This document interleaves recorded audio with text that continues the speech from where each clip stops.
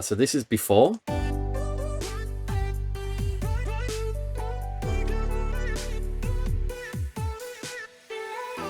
And now after.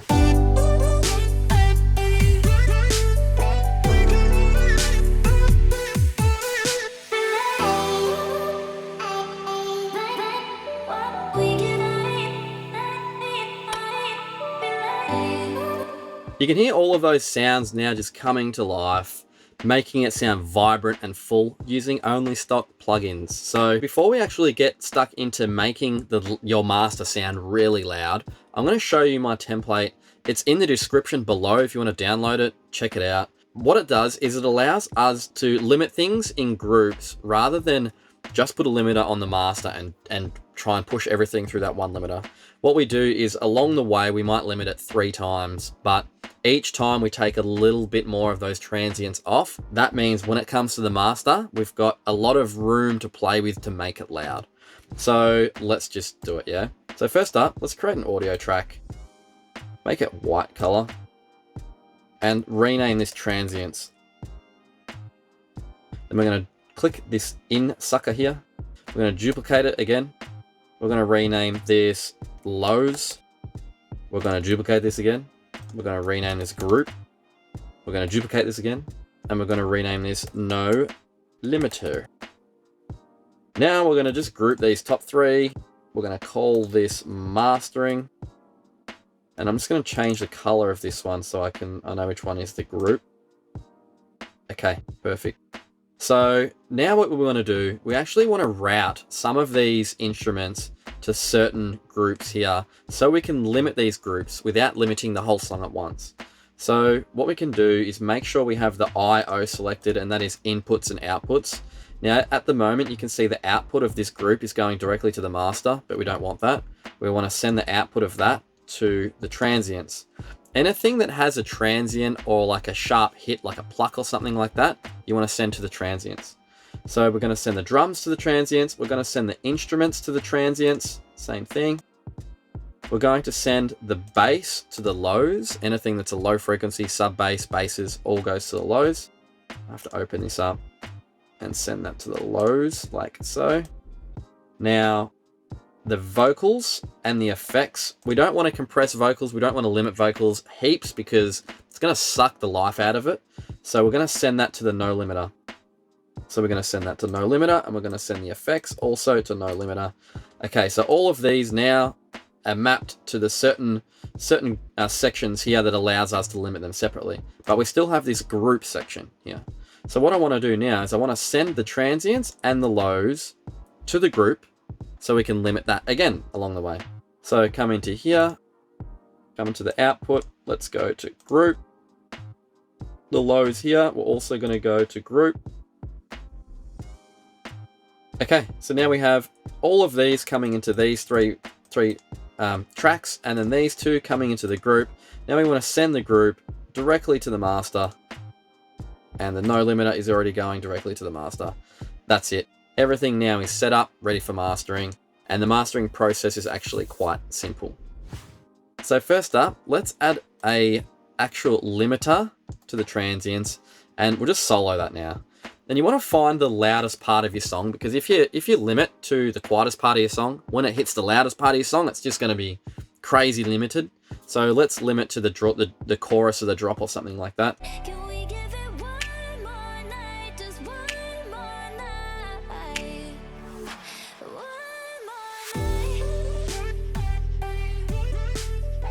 Okay, so that drop there, let's put we've got the limiter here, and what we want to do is start lowering the ceiling until we just see it tickle the top.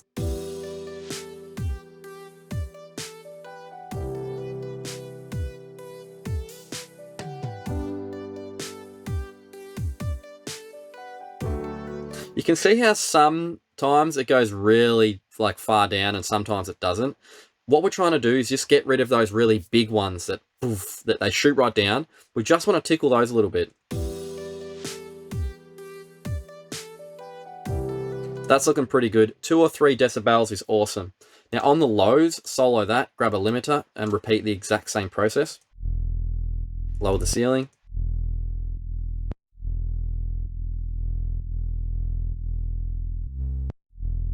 That's looking pretty good.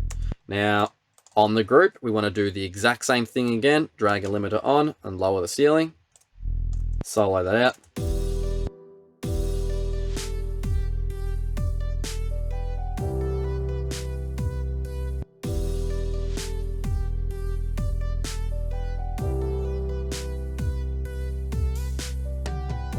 Perfect. I'm actually going to lower the release on this a little bit.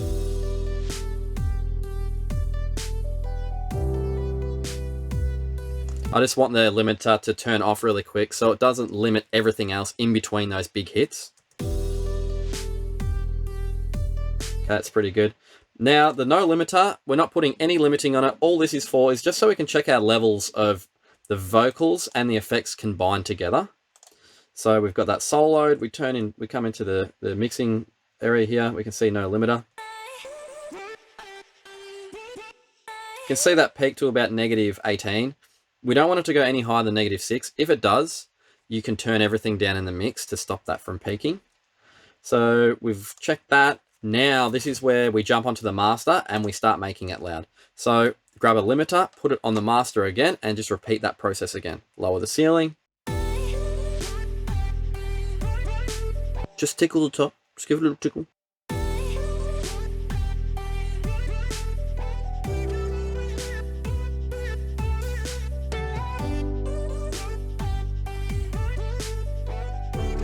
Just tickle it. And now this is where things get loud. Grab another limiter and we're actually just going to turn this gain up quite a lot. So this is where things get loud. Yeah, you might want to turn your headphones down a little bit.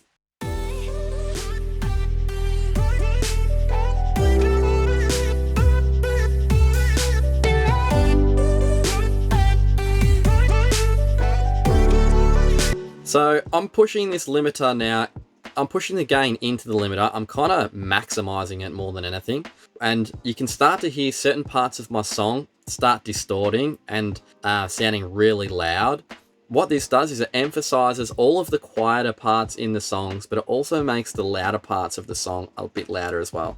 So once you start raising the gain, you want to come back into the mix and start lowering those things that are creating distortion and that are making it clip and that are just standing out to you.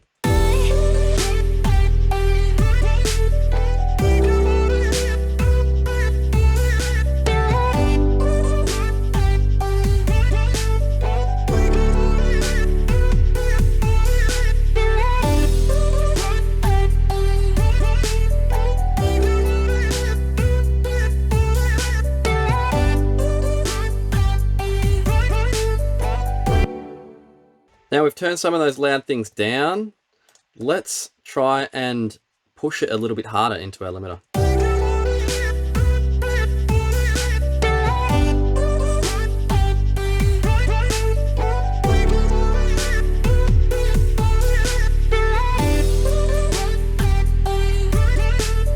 Looks like I'm getting a little bit of distortion in my vocals, so I think this might be creating some distortion in here.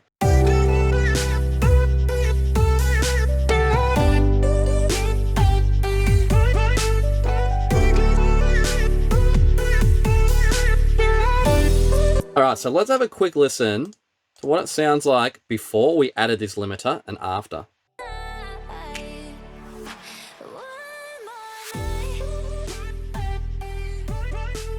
Now after.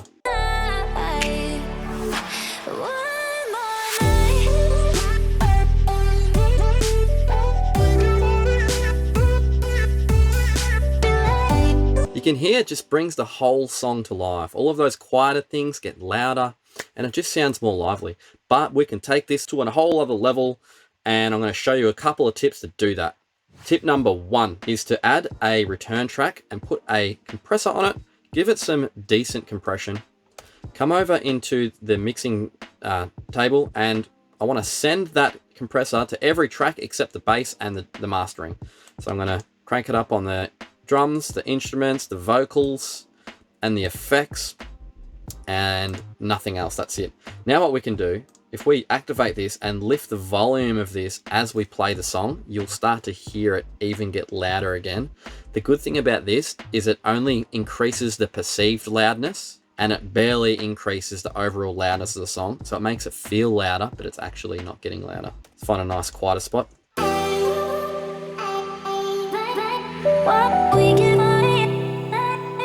I like pushing it till it starts being really obvious, and then dragging it back until you find that sweet spot.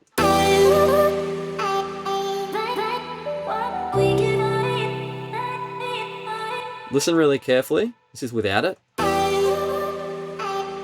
And now with it.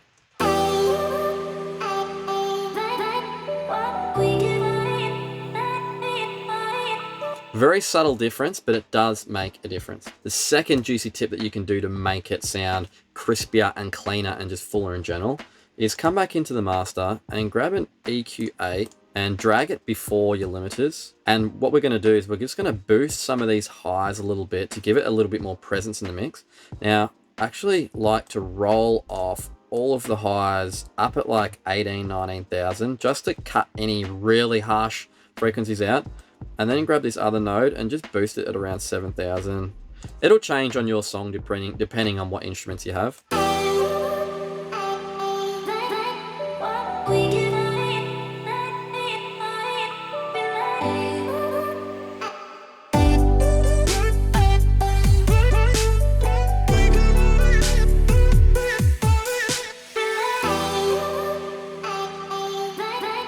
All I'm doing here is I could see some really sharp spikes, and all I was doing is I'm just removing a dB from them just to stop it from hurting my ears.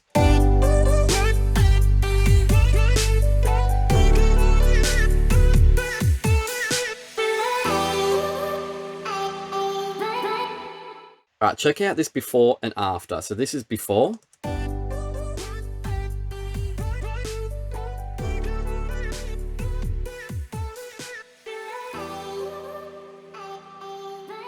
And now after.